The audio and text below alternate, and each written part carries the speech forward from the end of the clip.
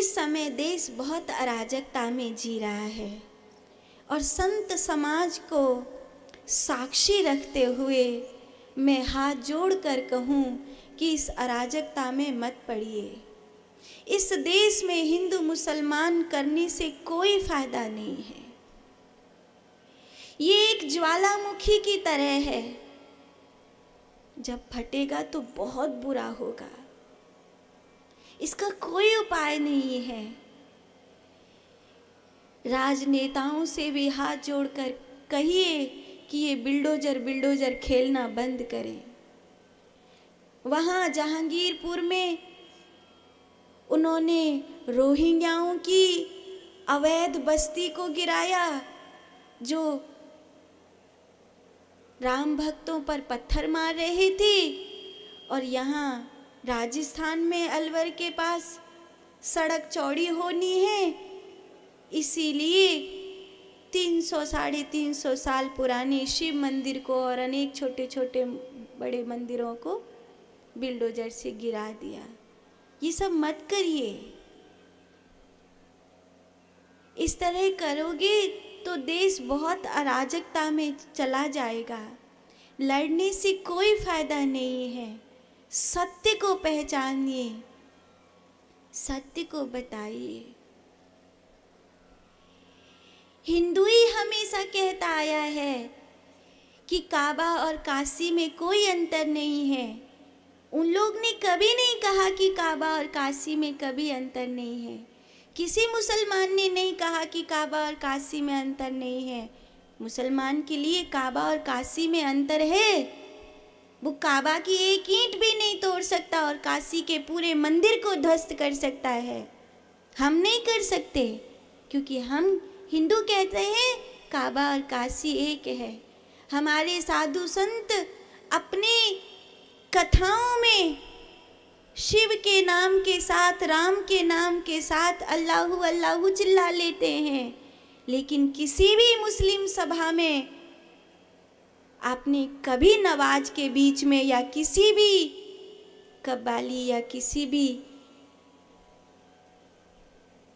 कुरान की आयत के बीच में राम के नाम को, शिव के नाम को नहीं देखा होगा।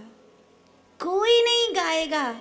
हम लोग भागवत में कव्वाली गा लेंगे, पर वो लोग कभी कव्वाली में जय श्री राम नहीं गाते।